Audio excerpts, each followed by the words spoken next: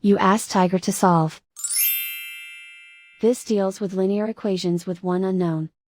The final result is x equals 5. Let's solve it step by step. Group all constants on the right side of the equation. Subtract 3 from both sides. Group like terms. Simplify the arithmetic.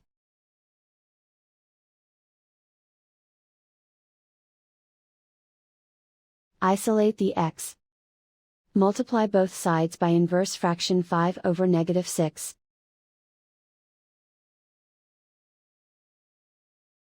Move the negative sign from the denominator to the numerator. Group like terms. Multiply the coefficients. Simplify the arithmetic.